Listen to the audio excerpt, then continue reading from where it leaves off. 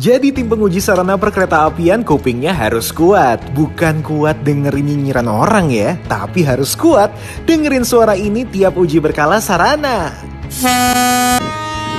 Ini adalah kegiatan uji klakson, salah satu item pengujian berkala sarana perkereta apian Sobat Balai Pengujian.